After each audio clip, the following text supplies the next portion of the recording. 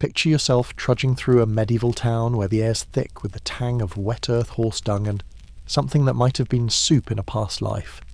It's dusk, the kind that paints the sky bruise purple, and rains just quit leaving the cobblestones slick as a liar's tongue.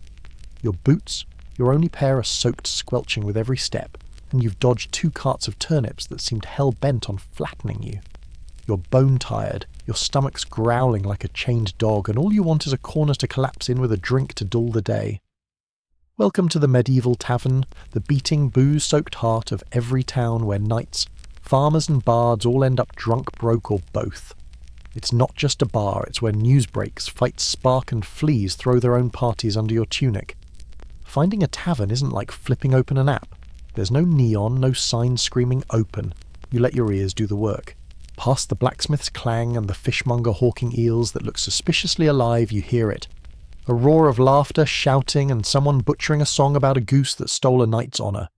Follow that noise, and there it is, a lopsided wooden shack leaning like it's had one too many itself. A sign dangles above the door, its paint so faded, you can't tell if it's a barrel of bear or some unholy mix of the two. The front steps slick with spilled ale, and as you shove the heavy iron hinge door it groans louder than your knees after a day's labour. Warm air hits you a punch of smoke sweat, and roasted something or other. You're here.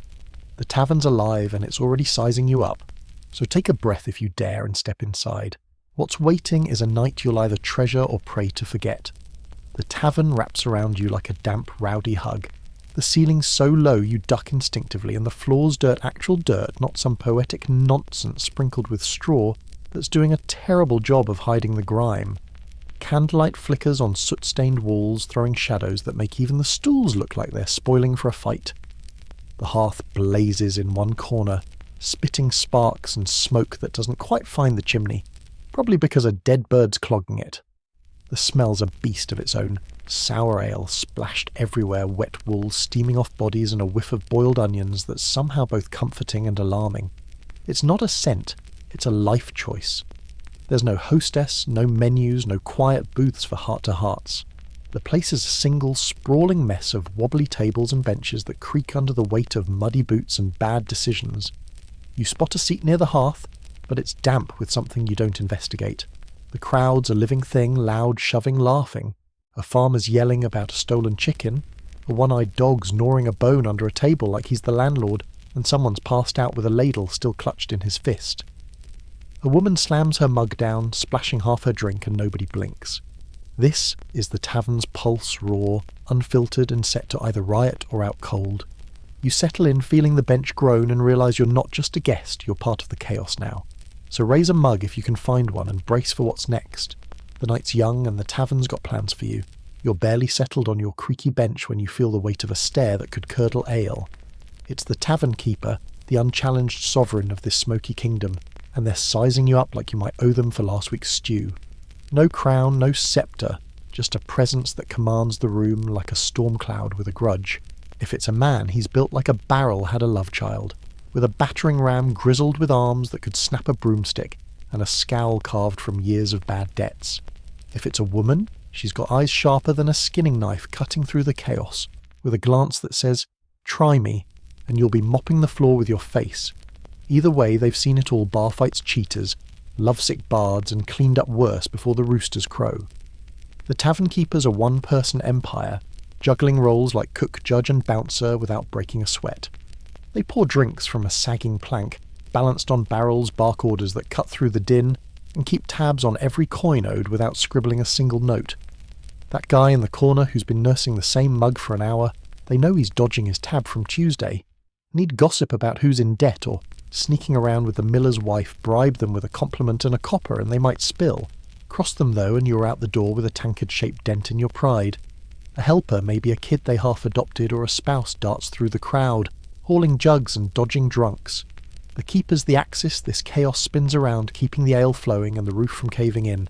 You nod their way, hoping to stay on their good side, because in this tavern, their word's law and their ladle's justice. Your throat's drier than a monk's sermon, and it's time to face the tavern's main event, the drinks. Don't expect a fancy list or a clean mug. This is a medieval tavern where your options are as limited as a peasant's dreams, and just as likely to bite back. First up, the star of the show, ale brewed in a back room where the tavern dog probably naps. It's thick, cloudy, and comes with floaties that could be grain yeast or someone's lost whisker. No ice, no chill, just a lukewarm gulp that tastes like regret and barley. You sip pray it doesn't kill you and call it a win if you're still breathing. Then there's mead, the honeyed wine that sounds like a noble's treat, but hits like a mule's kick. If the keeper brewed it, it might be sweet and golden, or it might taste like a beehive's bad day.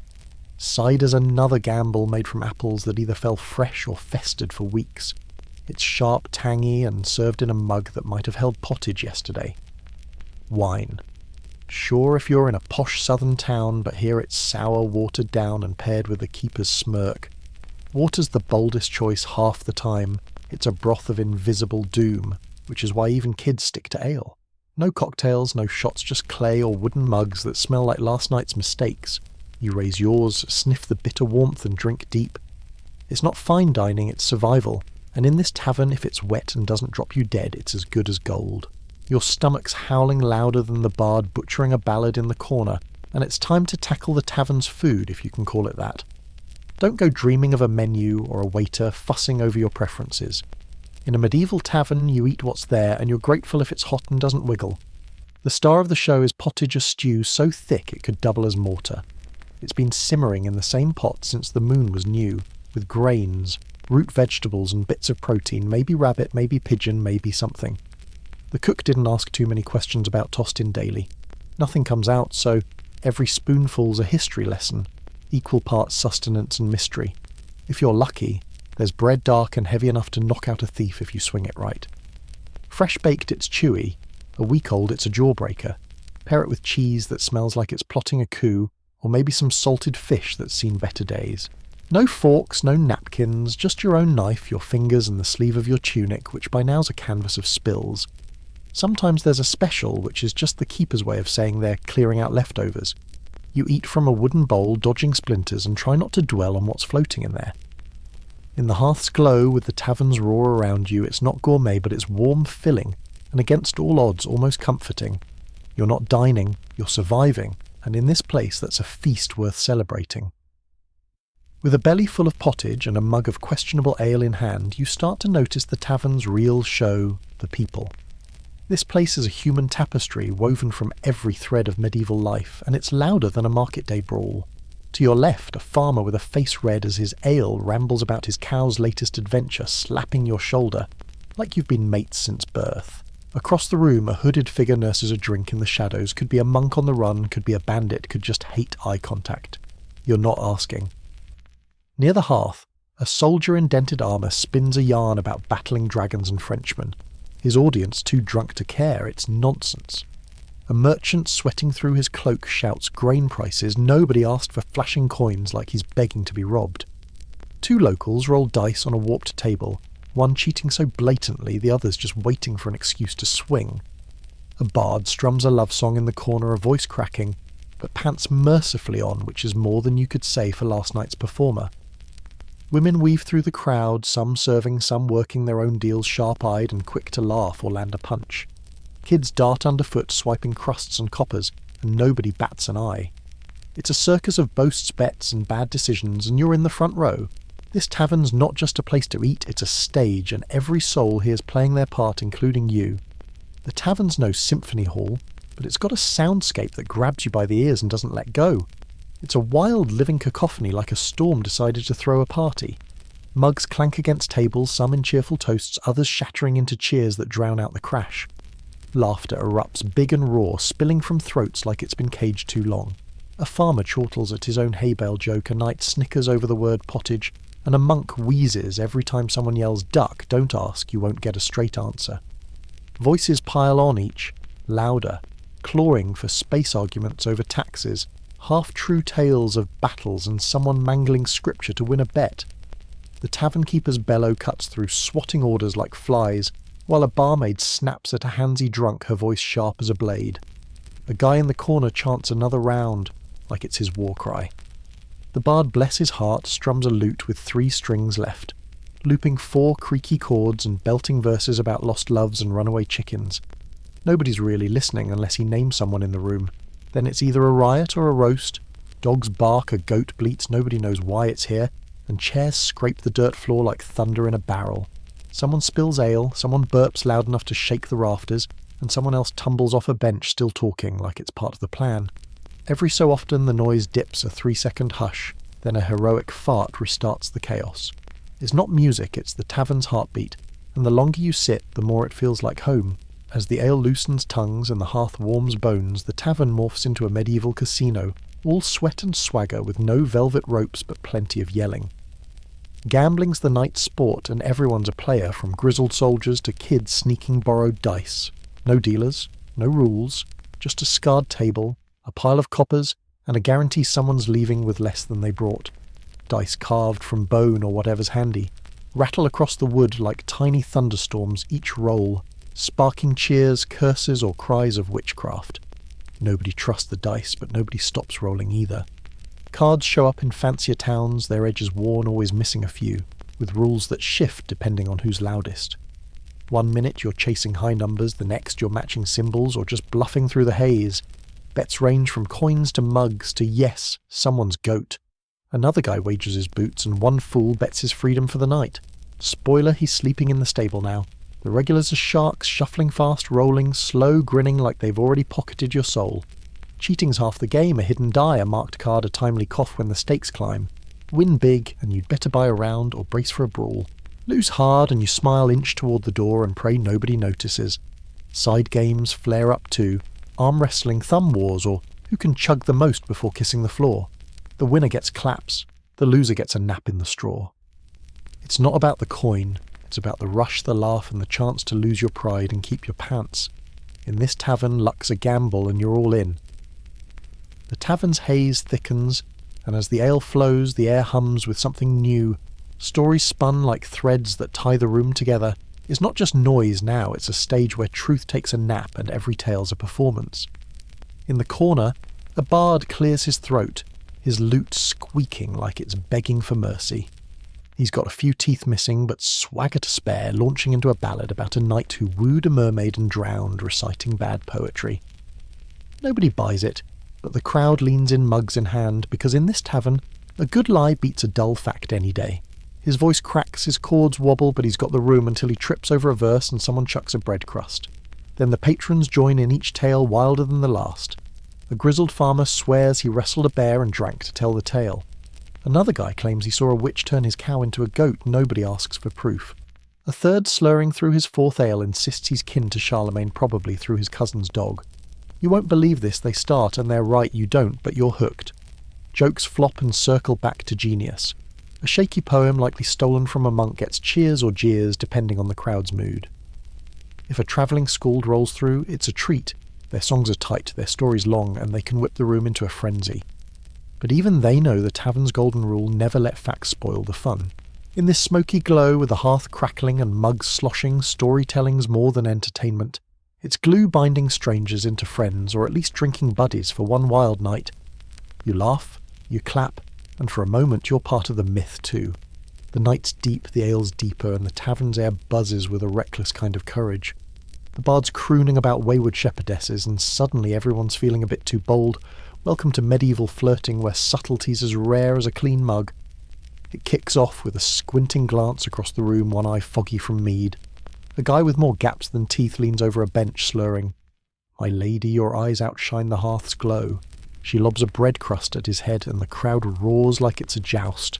Others play it smoother, offering a topped-up mug, a clumsy your hairs like good straw, or help carrying a bowl of pottage which spills anyway. If you're a woman here, serving trading, or just passing through, you're dodging poets, wrestlers, and that one drunk trying to balance a spoon on his nose to impress you. Some flirt back sharp and sly, knowing exactly who's got coin or charm. Courtesans glide through, reading the room like a map, their deals quiet, but their presence loud. Romance isn't all laughs, jealousy flares fast. A stray wink, a hand too close, or a wife giggling at the bard's bishop joke can flip a table. Mugs fly, benches snap, and the tavern keeper's already reaching for the club. Yet amid the chaos, real sparks flicker. A baker's daughter and a stonemason share a laugh over stew. Two farmers bond over their mutual loathing of turnips. Even a monk and a nun trade accidental smiles. In this tavern, love or something close dodges flying fists and spilled ale. You might win a hard-earned slap or just wake up with a story. Either way, it's a night you won't forget even if you try. The tavern's a tinderbox and it doesn't take much to set it blaze. Maybe someone sloshed ale on a dice game or called another's goat a thief, or heaven forbid claimed the same wobbly bench. Could be a stray insult about someone's mother or a stew recipe gone too far. Doesn't matter. 1 minute it's mugs and murmurs, the next it's chaos unleashed. A stool sails across the room, a tankard smashes to the floor and someone hollers, "Hold my bread," before vaulting a table with the grace of a sack of turnips.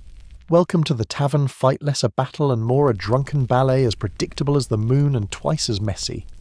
Nobody's shocked half the room keeps drinking like it's just Tuesday. Fists swing wild, missing more than they land as men trip into pottage bowls or tug each other's beards like it's a sport. The tavern keeper roars, part general, part exasperated parent, wielding a ladle in one hand and a club in the other. Some fool joins the fray just for kicks, no clue what started it, while others bet coppers on who'll hit the floor first. Knives stay sheathed, pulling steel's a one-way ticket to a ban, and nobody risks losing the only place with warm ale. It's over fast like a candle snuffed out. One guy slumps, another staggers into a wall and calls it a chair. The crowd parts, mugs refill, and someone strikes up a song. 10 minutes later, everyone's laughing. Even the guy with a split lip now dubbed Benchbreaker Bob. No grudges, just bruises and tales. In this tavern, a brawl's not a feud, it's just another round of entertainment. Sloppy, silly, and strangely unifying. The brawls fizzle, the bards snoring mid-tune, and your belly's heavy with stew and cider that's already plotting its revenge.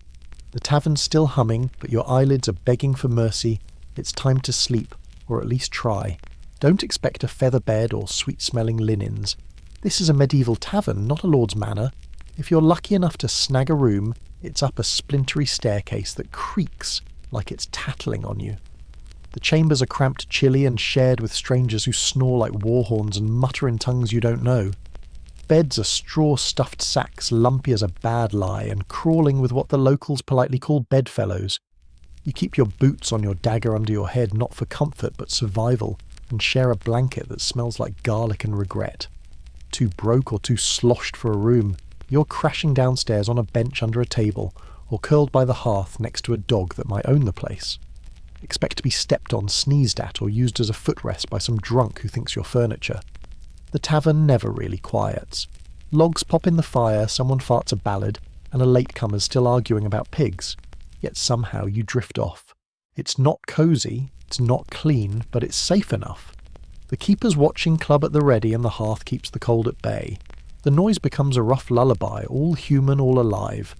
You'll wake with a crick in your neck, a mouth like sand, and a bruise you don't remember earning. But for now you sleep among rogues, dreamers and fools with the faint hope your boots are still there at dawn. Dawn creeps into the tavern like a thief, slipping pale light through cracked shutters and jabbing at your eyelids with no mercy. The room's not silent, but it's got that groggy, defeated hum like a beast licking its wounds. You crack one eye open, there's a boot on your chest, not yours, and someone's muttering about sheep taxes in their sleep. The bard's sprawled under a table, clutching his lute like it's his last friend, while a chicken, nobody knows where it came from, pecks at yesterday's crusts. The hearth's down to embers, leaving the air smoky and sharp with cold. Patrons stir, groaning like they've fought wars in their dreams, one guy sitting up only to flop back down, deciding the day can wait. The tavern keeper's already at it, clattering mugs and sweeping straw into piles that look suspiciously like last night's mess. They bang a ladle against a mug-think church bell, but angrier, and it's your cue up or out. No breakfast buffet here, just leftover pottage thicker than sin and bread so stale it could double as a club. Some brave souls dunk their heads in a rainwater barrel outside and call it hygiene. You check your pouch, 2 coins a button, better than you feared. Your boots are still yours, though one's got a mysterious bite mark. New faces trickle in early risers, or travellers needing a swig before facing cows or creditors. The tavern grumbles back to life, and last night's tales are already growing taller. 2 fights now, and someone swears the bard summoned a ghost. You're groggy, grimy, and maybe a little proud. You survived the night, and that's a story worth keeping.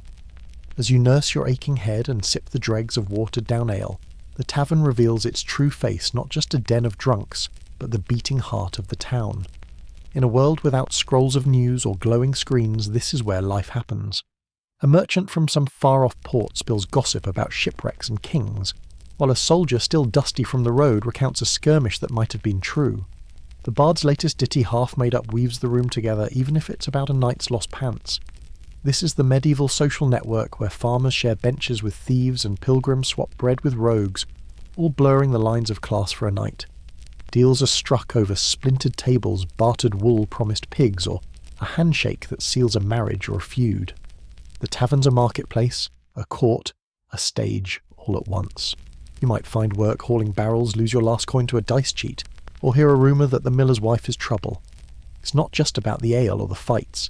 It's relief from the grind of medieval life, cold winters, endless toil and death, always lurking. For a few hours you sit by the fire, laugh at a terrible joke and forget the world outside wants to chew you up. The tavern gives you something no chapel or market can a sense of belonging raw and rowdy. You're not just drinking, you're part of something alive where every spilled mug and shared story reminds you you're human, stubborn and still here. As the tavern's morning grime settles and you scrape the last of the pottage from your bowl, you feel the weight of this place, not just its smoke and sweat, but its history. The tavern isn't some fleeting watering hole. It's a cornerstone older than the church's cracked bell and tougher than the town's walls. These crooked beams have seen generations stumble through, from wide-eyed apprentices to grey-bearded rogues, all spilling their stories, their fights, their lives. Every knife scar on the table, every soot stain on the wall is a mark of people who came before laughing in the face of plague war and winters that bit like wolves. This place endures because it's more than wood and straw. It's a refuge where the world's sharp edges dull for a night. Think of it, long before fancy inns or coffee houses, the tavern was here serving up warm ale and rough comfort. It's where a farmer could curse the rain beside a knight who'd lost his horse, where a widow's tale of loss met a bard's half-true ballad. It didn't care for your name or your coin, just that you showed up ready to share a mug or a brawl. Its legacy is in the stubborn joy it shelters, the way it turns strangers into kin, if only till dawn. You look around at the chipped mugs, the hearth's dying glow, and realise this tavern's not just a stop on your road. It's a thread in a tapestry of human grit woven tight with every slurred song and spilled drink.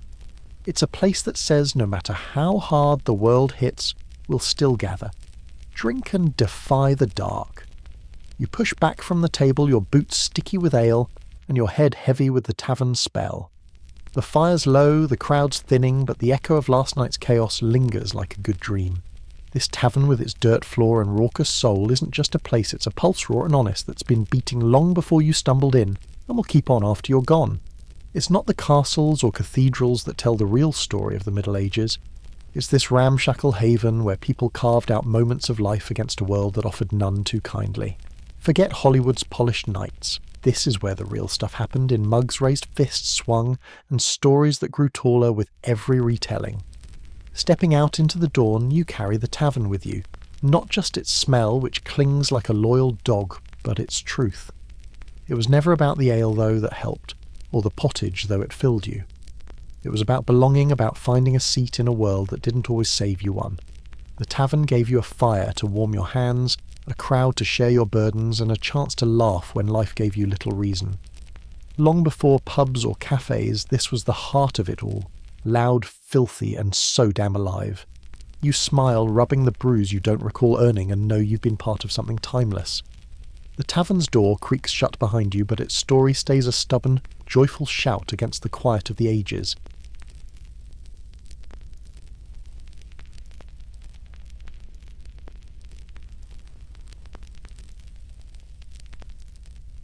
Step into the sun-scorched sands of ancient Egypt, where the Nile hums with secrets and the air feels heavy with gods. Here you meet Nefertiti, a name that means the beautiful one has come, and oh, does she live up to it. Her face carved in limestone, with cheekbones sharp enough to cut through history gazes with a calm that could quiet a storm. But who was she before the statues and the myths? Nobody's quite sure. Some say she was born of Egyptian nobility, maybe the daughter of a high official named Ea, or even a sister to the radical pharaoh Akhenaten. Others whisper she was a foreign princess, a diplomatic gift to seal an alliance, her origins as hazy as the desert horizon. What's clear is this: when Nefertiti steps into Egypt's story, she's no mere shadow on the throne.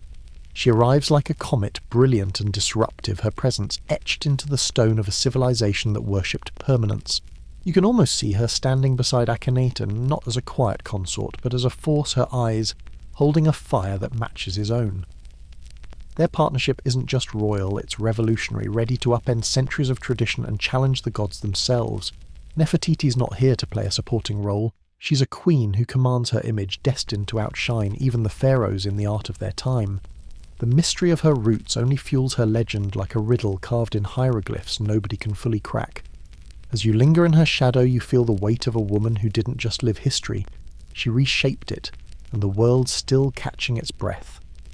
Now picture yourself in the heart of Egypt, where the old gods Amun, Osiris, a whole pantheon of stone and story have ruled for 1,000 years. Enter Akhenaten, born Amenhotep IV, a pharaoh who looks at that legacy and says, "Nah, we're doing this my way."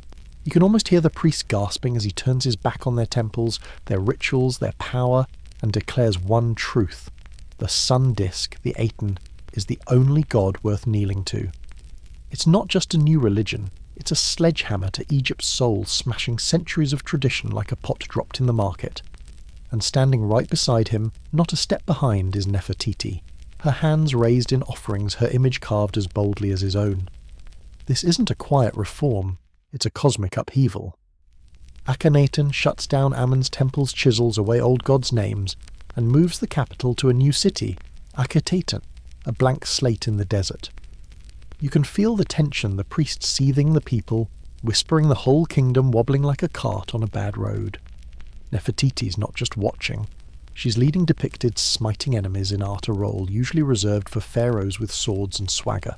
Together they're rewriting Egypt's rules, painting the sun as the one true divine, and you can't help but marvel at their audacity. It's like they've grabbed the Nile itself and told it to flow backward. But the old ways don't bend easy, and you sense the cracks forming resentment, resistance, and a question hanging heavy. How long can this revolution last? You're standing in the blazing heart of Akhetaten, Egypt's new capital, where the sun, Akhenaten's beloved Aten, burns brighter than any god before. Nefertiti's here, not tucked away in a palace spinning thread, but front and centre, her presence as commanding as the Nile's flood.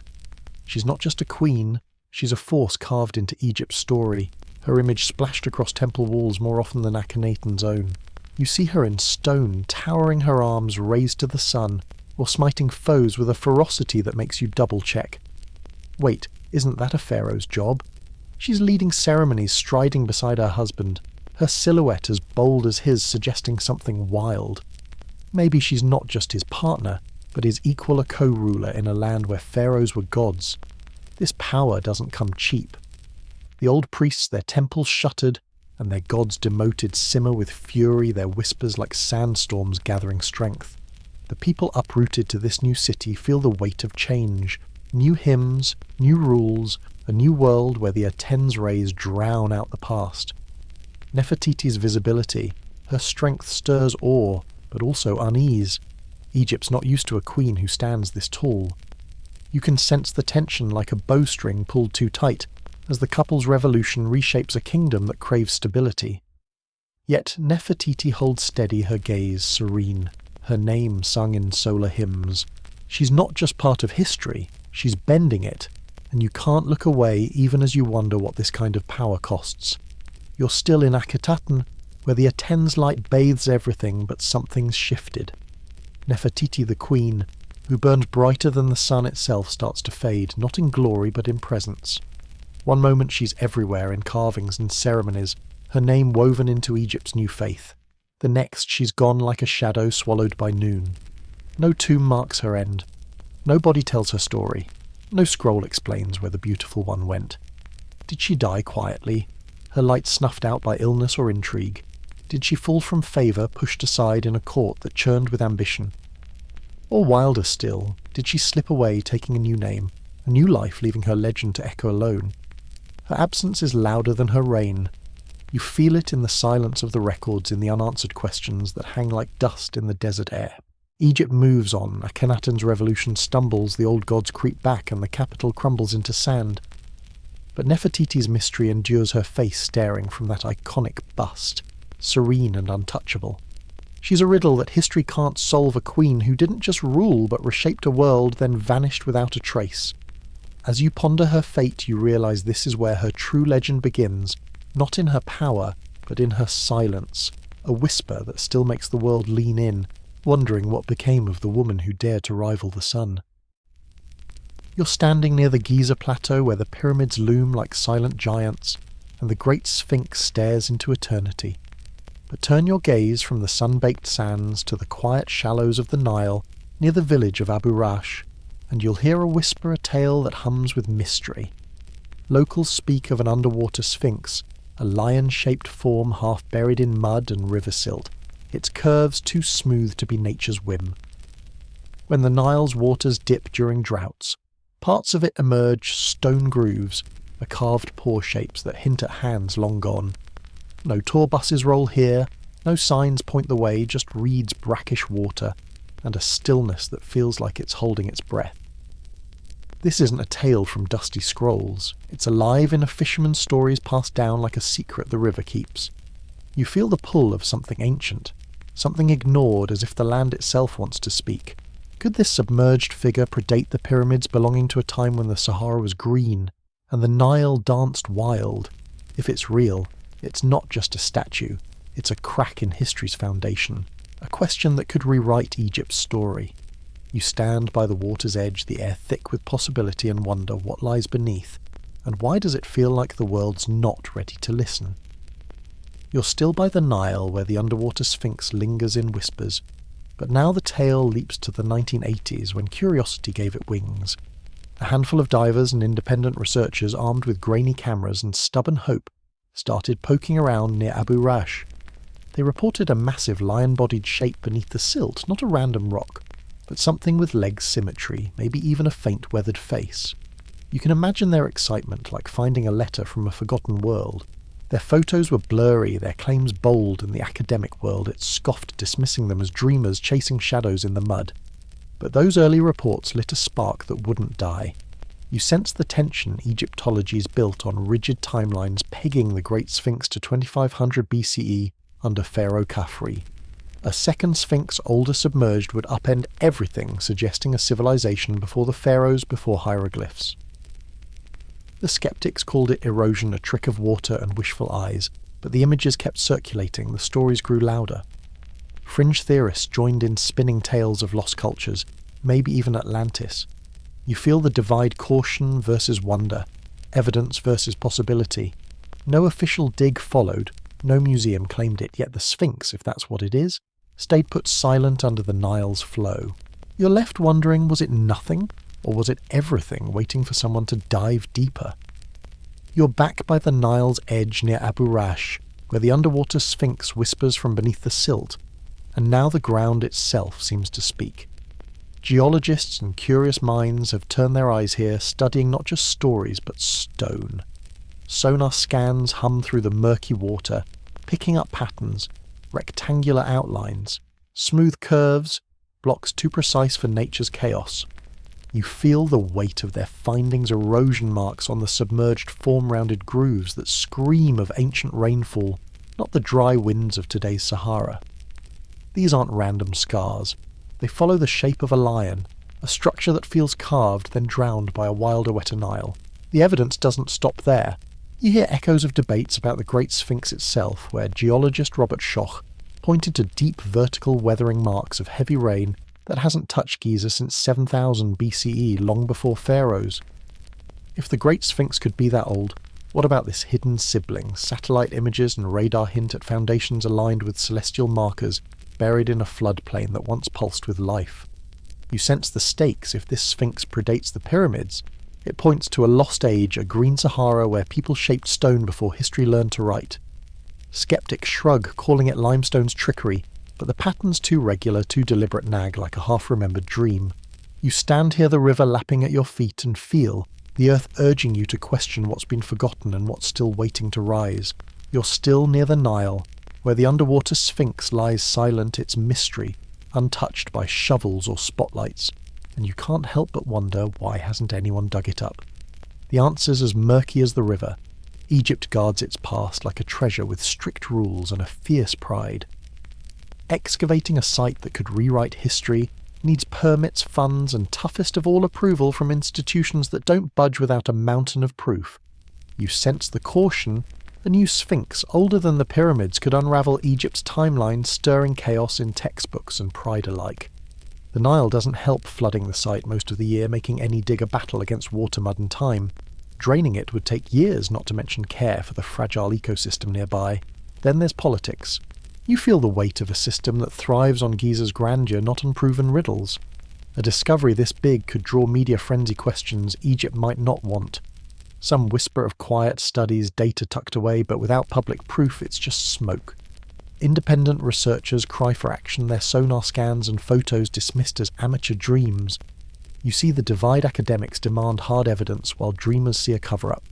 The Sphinx stays buried, maybe by chance, maybe by choice, a secret the river keeps. You stand by the water, feeling its pull, and realise this mystery's power isn't in answers. It's in the silence, daring you to wonder why the world looks away. You're lingering near the Nile, where the underwater Sphinx waits in silence, and your mind drifts to the great Sphinx at Giza. Its lion's body and human face a riddle carved in stone. To ancient Egyptians, a Sphinx wasn't just art, it was a guardian, a god, a bridge between earth and eternity. With a lion's strength and a king's gaze, it stood for power, tamed by wisdom, watching the horizon where the sun was reborn each dawn. You feel its weight, a cosmic sentinel at the edge of the divine.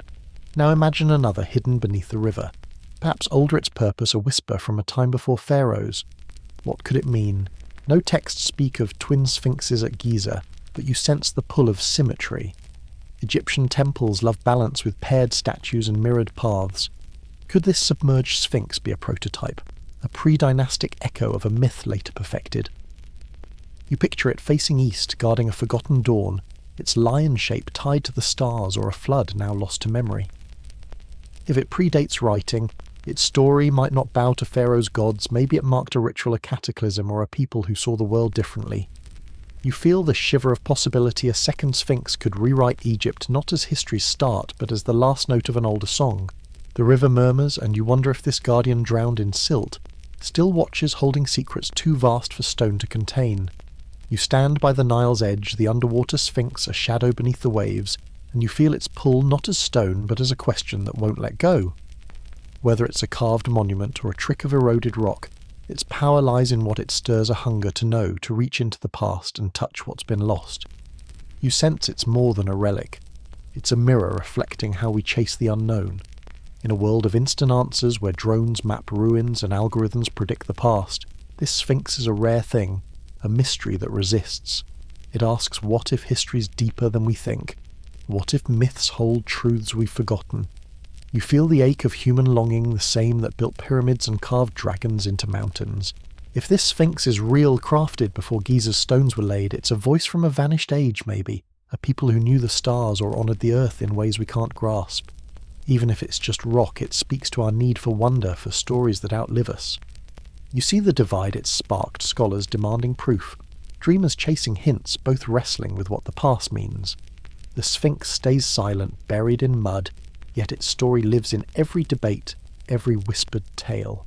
You turn away, the river's hum in your ears, knowing this mystery's gift isn't answers, it's the courage to keep asking, to believe the earth still holds secrets waiting for us to listen. You're standing on a ridge in the Longji Mountains of China, where the air smells of wet stone and wild herbs, and the world feels like it's holding its breath. Before you lies the dragon's backbone, a name that hums with myth, but what you see is no ordinary landscape. Terraced fields sweep up the slopes, carved into steps so precise they look like the work of giants or gods. Each curve catches the light, shimmering with water, or glowing green with rice, a living mosaic that's been tended for centuries.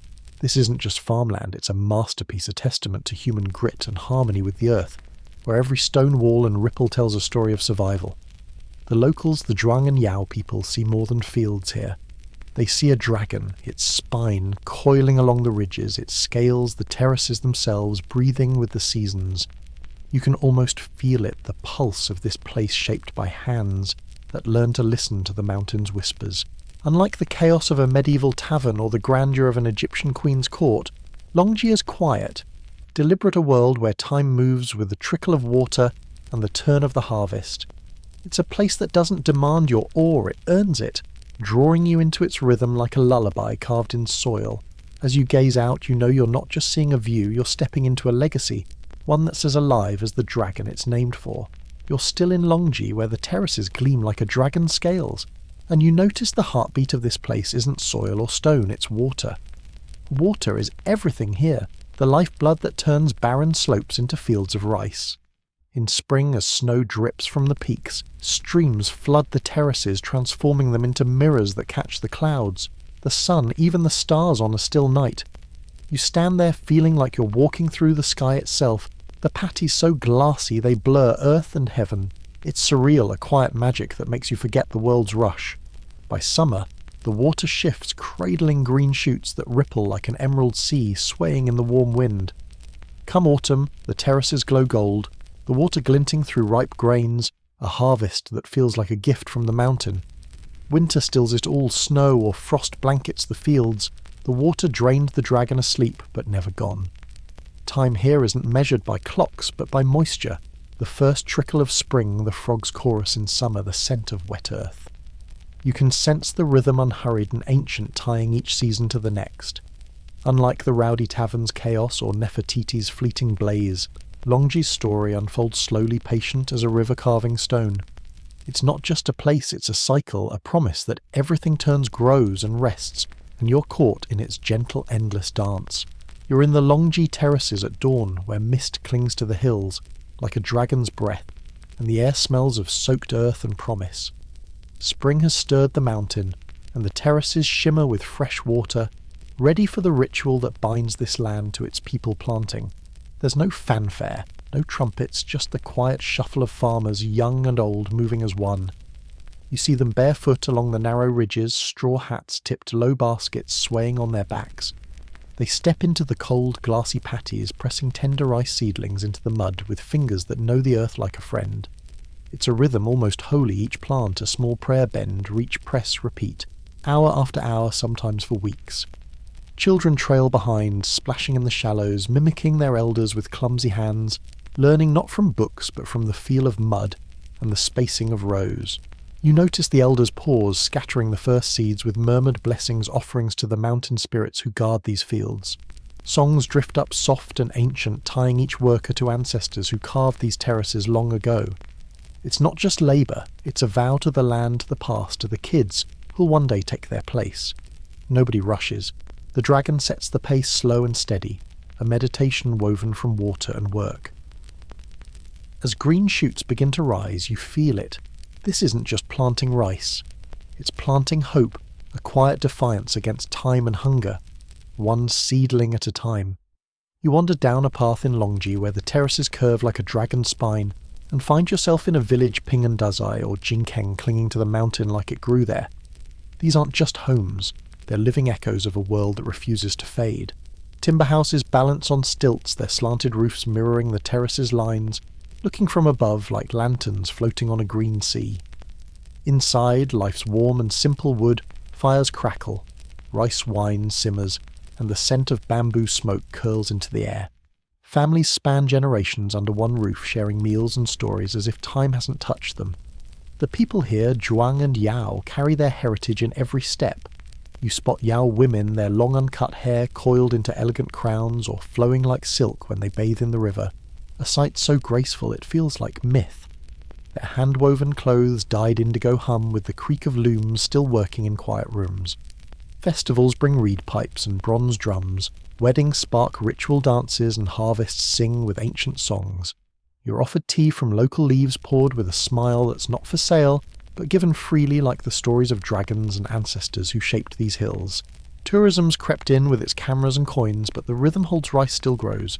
Rituals mark the seasons and the villages endure not by fighting change, but by weaving it into their story, slow and sure like water finding its way down the mountain. You're deep in the Longji Mountains where the terraces ripple like a dragon's scales, and the air feels alive with whispers. These hills aren't just earth to the Zhuang and Yao, they're sacred, pulsing with stories that weave through bamboo groves and drift on the wind. The grandest tale speaks of a sleeping dragon, its body etched into the ridges, its breath the mist that cloaks the patties in white. You can almost see it the terraces curling like its spine, rising and falling as if the mountain itself breathes. Locals say the dragon's scales were shaped not by men but by divine hands, a gift from gods who pitied a starving people. In a time of famine, ancestors climbed these slopes praying for relief, and the heavens answered with rain, and a command carved the hills into steps for rice. A dragon appeared guiding their chisels, and so the terraces were born. These aren't dusty legends, they live in every planting, every harvest. You notice farmers pause before flooding the fields, offering rice wine and quiet prayers to water spirits as natural as tying a sandal. Songs hum during sowing incense curls before new seasons, and misty mornings are met with silence lest the dragon stir too soon. Children grow up knowing to respect the spirits, laugh at the dragon, and your crops might wither. Disrespect the mountain and floods could follow. You feel it standing here, a hush that's more than quiet, a sense that this place holds something bigger than human hands. Whether it's gods or just the weight of centuries, Longji's myths aren't tales. They're truths written in stone. You're walking a Longji trail where the terraces gleam under a sky that's seen centuries, but now you spot signs of the modern world creeping in roads, wires, tourists with clicking cameras. Once these mountains kept their secrets close, known only to the Zhuang and Yao who carved them. But no place stays hidden forever, and Longji's faced a question as old as its dragon. How do you meet the future without losing the past? The answer isn't resistance, it's balance. Villagers haven't sold their soul to developers or paved over their fields. Instead, they've opened their homes not as glossy resorts, but as lived-in spaces where you sit by a fire, eat sticky rice steamed in bamboo, and sleep in stilt houses where roosters still crow at dawn. It's real, raw, and feels like family. Farming goes on unbowed. You see locals knee-deep in water, planting rice by hand, harvesting with sickles smoothed by time. Kids help after school, learning the terrace's rhythm as their grandparents did. Tourism brings coins, but rice brings life, neither overshadows the other. Some young folk head to cities, yet many return drawn by the sound of water in the patties, the stars mirrored at night, the mountain's quiet pull. Festivals now have microphone signs in English mark sacred springs, but the old ways hold fast offerings to spirit songs for the harvest elders leading the dance. Longji doesn't fight change. It absorbs it like water, sinking into soil, slow and deliberate. You feel the dragon's strength here not in fire, but in flow, proof that beauty and tradition can thrive even as the world climbs the hills with its screens and speed. You stand among the Longji terraces, where the mountain seems to breathe its mood, shifting with the seasons, like a dragon changing its skin. In spring the terraces are mirrors, flooded with water that reflects the sky so perfectly, you feel you could step into the clouds. The fields look empty, but they hum with promise, life stirring beneath the glassy surface. You gaze out, caught in a quiet spell where heaven and earth blur. Summer wakes the hills with green rice shoots stretched tall, blanketing the slopes in a velvet cascade that sways in the warm wet air. Frogs sing from the patties, and farmers, their hats bobbing like sails, work from dawn to dusk in a jade sea. Autumn paints the terraces gold, the ripe grain catching sunlight like a fire that doesn't burn. You hear drums echo from villages, families gathering to harvest their songs rising with the scent of sticky rice. It's not just a season, it's a celebration, the dragon offering its bounty. Winter hushes all the water, drained the fields, dusted with snow or frost like delicate lace. The terraces stand silent, no tools, no voices, just the mountain resting waiting. Each season writes its own poem. Spring dreams, summer grows autumn, feeds, winter sleeps. You feel Longji's beauty not just in its curves, but in its rhythm, a dance that doesn't pause for cameras or clocks. It's a lesson in time, whispered softly, nothing stays yet. Everything returns, and the dragon's coils turn again with the wind and water. You linger in Longji, where the terraces curve like a dragon's spine, and you sense something deeper than beauty, a vow carved into the mountain itself. These fields aren't just a marvel of farming, they're a pact between humans and earth, signed with sweat and sealed with seasons. The ancestors of these Zhuang and Yao villages could have fled to easier lands, flat valleys, where rice grows without a fight. But they stayed studying the slopes, listening to the stone following the water's path. You feel their choice in every terrace wall built, not in years, but centuries, each stone laid by calloused hands that trusted the mountain to provide. They made the impossible routine, feeding families on a hillside that should have said no.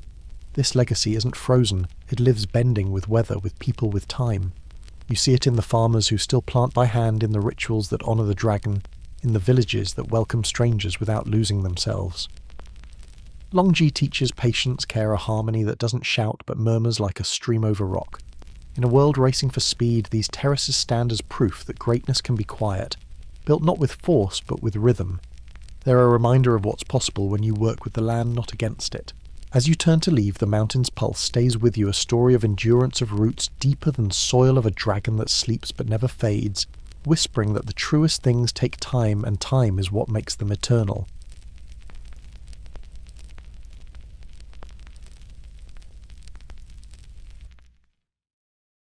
Hey there, you cozy listener, tucked under your soft blanket with maybe a fan humming gently in the background. Before we dive into the gritty, frostbitten world of medieval peasants, hit that like button if you're ready for a tale of stubborn survival, and drop a comment telling me where you're tuning in from London at midnight California at dusk. It's wild to think we're all connected, sharing this story across the globe. Now, dim those lights, maybe grab a warm drink, and let's slip into a time when winter wasn't just chilly, it was a battle you fought with every shivering breath. Picture yourself in medieval Europe, not in a shiny castle with tapestries and roaring fireplaces, but in a muddy village where the real heroes lived peasants. These folks weren't jousting knights or feasting lords. They were the everyday backbone of the world, scraping by with nothing but grit, clever tricks, and a refusal to let the cold win. Their lives were raw, their nights brutal, yet they found ways to laugh, to endure, to outsmart the frost that wanted to claim them. Tonight, we're diving into how they survived the coldest, darkest winters. Think howling winds, no central heating, and a bed that's basically a sack of crunchy straw. It's a story of human stubbornness, of people who faced nature's worst, and still woke up to chew on a frozen turnip like it was a victory. So settle in, and let's walk through their world where every creak of the wind was a challenge and every spark in the hearth was hope. This isn't the Hollywood version of the Middle Ages with gallant knights and merry banquets. Forget that noise. For peasants, winter was a test where passing meant you didn't die before spring. You're home.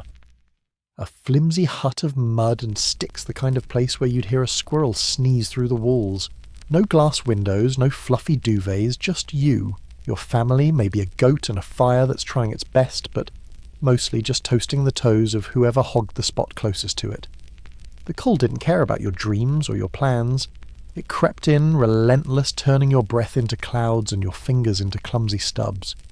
Yet these peasants, they didn't just roll over. They layered every scrap of cloth they owned, stuffed moss into wall cracks, and huddled so close you'd think they invented the group hug. They were clever, tough, and maybe a bit smelly, but who's judging when survival's on the line?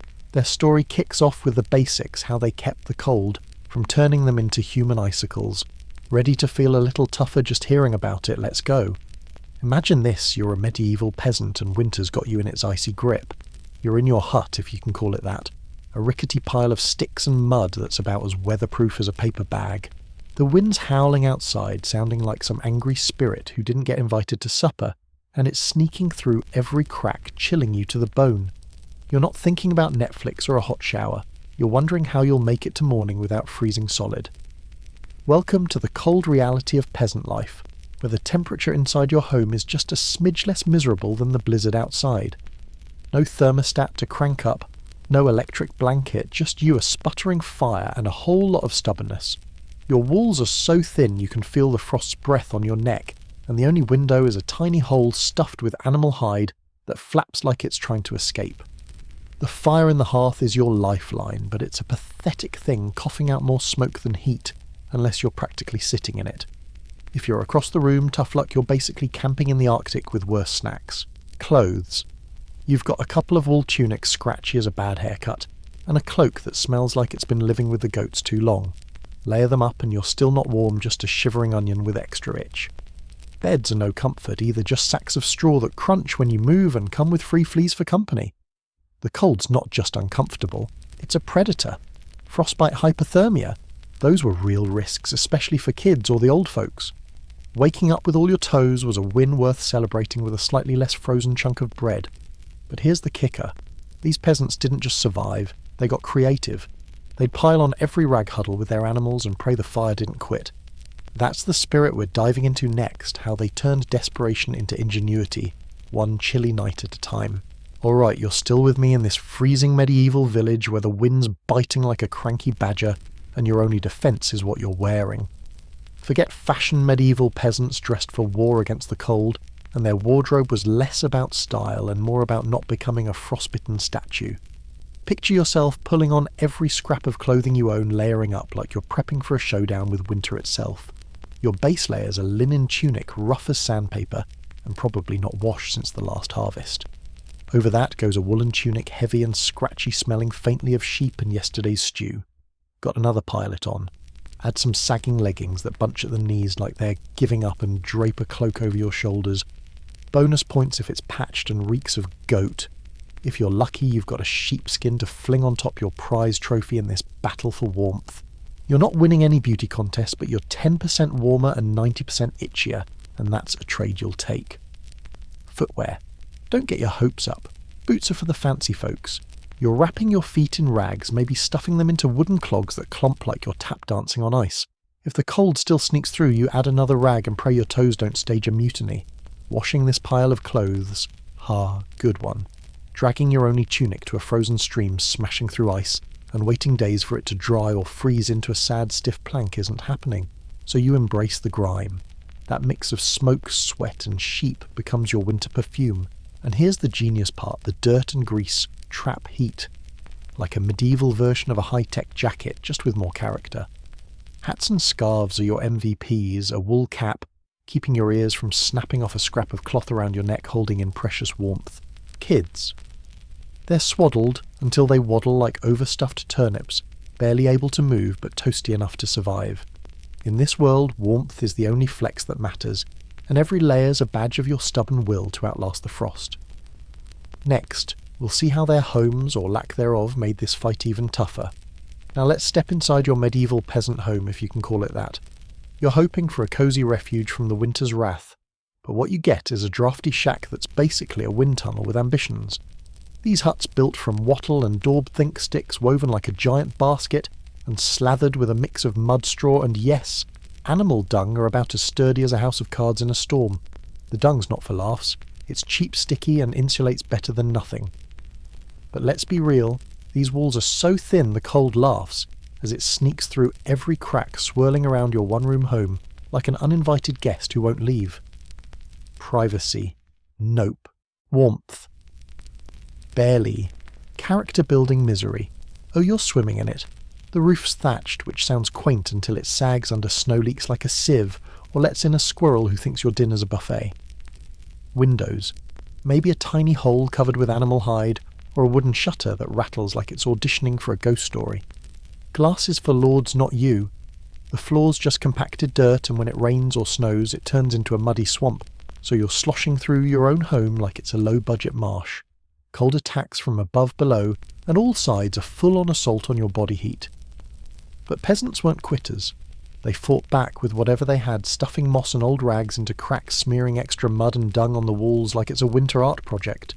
It's not pretty, but it's you versus the elements, and you're not going down without a fight.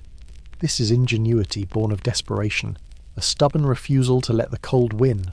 Up next, we'll dive into how the frozen ground itself became another enemy, and how they battled it with nothing but straw and grit. You're still shivering in your medieval peasant hut, where the walls are more suggestion than structure, and now let's talk about the floor, or what passes for one. Forget polished hardwood or cosy carpets. Your floor is just the earth packed down like a grudging handshake with the ground. In winter, that dirt turns traitor, soaking up the cold and sending it straight into your bones like an evil spirit with a personal grudge. Step barefoot and it's like walking on a frozen pond each step, sucking the warmth from your toes. Drop a spoon. Good luck, it's now part of the permafrost glued to the ground until spring. This isn't just a floor, it's a battlefield where the cold fights dirty, creeping up through your thin straw mat to remind you who's boss. But peasants, they didn't just curse the darkness or the frozen dirt. They fought back with what they had, which wasn't much but enough to make a difference. If you could scrounge some straw, maybe borrowed from a neighbour's field, you'd spread it thick across the floor, a crunchy barrier against the chill. It wasn't perfect. Straw flattened fast, got mouldy faster, and added a crackling soundtrack to your restless nights. Some folks used dried rushes instead, long grasses piled high, sometimes sprinkled with herbs like lavender to mask the whiff of livestock and despair. Sounds nice. Sure, until the rushes trampled into a damp, flea-infested mess, a living carpet that smelled like a wet dog with dreams of grandeur. Over time, you'd toss fresh rushes on top without clearing the old building a squishy, smelly ecosystem that was part floor, part science experiment.